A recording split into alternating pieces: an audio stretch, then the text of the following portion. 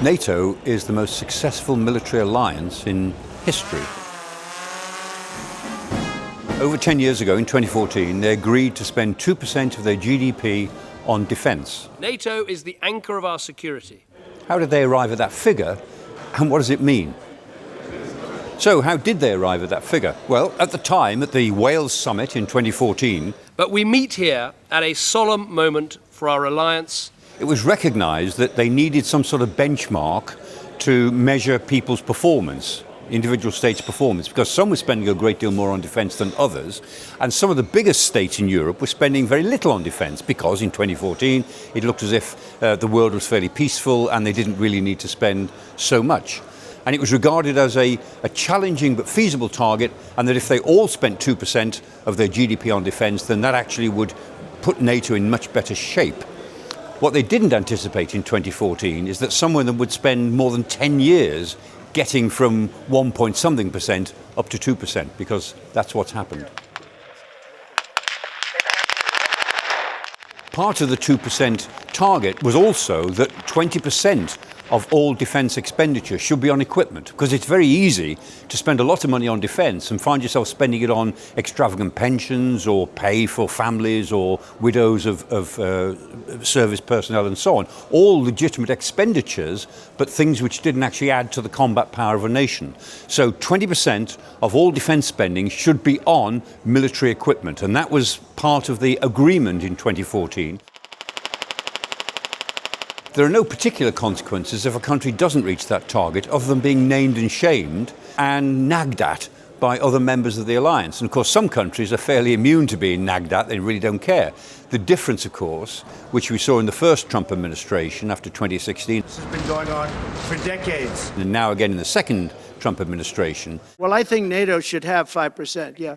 Is that he puts fear into NATO in general, that the United States might pull out of the alliance. And so suddenly, since 2016, there's been a much bigger push on making this 2%. And since 2024, then there's an urgency behind reaching the 2% target, which now has even been lifted, it seems, to 3.5%. We have to invest in our air defense systems, we have to invest in our, let's say, long-range missiles, we have to invest in our maneuverable land formations, command and control systems. All of this has to happen. Some countries exceeded the 2% target because they naturally spent more on defence. By and large, it was the smaller countries that did that. And so Poland, quite a large country, they exceeded 2%, but Estonia, Latvia, the Baltic states, but they're 2.3%, 2.5%, 2.8% was that amount of a smaller GDP, and in cash terms, it wasn't nearly as much as Britain and France and Germany and Italy were spending on defence, because those are the big four, and even if they're only spending 1% on defence, as Italy was, that's still quite a lot of money. Every country has to contribute at that level of 5% as a recognition of the nature of the threat.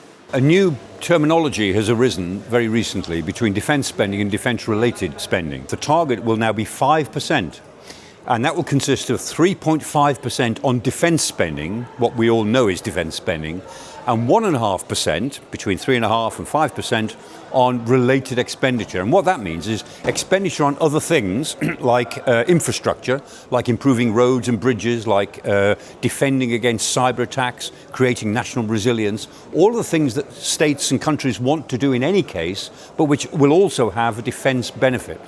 In reality, that 1.5% is largely cosmetic. Many critics of NATO say that they shouldn't spend so much time arguing about percentages of GDP, because GDP for any country goes up and down as time goes on, and thinking about percentages as if that's all that matters takes your mind off the real cash involved. And so when we think about NATO, we should think in terms of the United States spending at the moment about $850 billion on defence, going up towards $1 trillion, and the non-US members of NATO spending between them about $480 billion worth.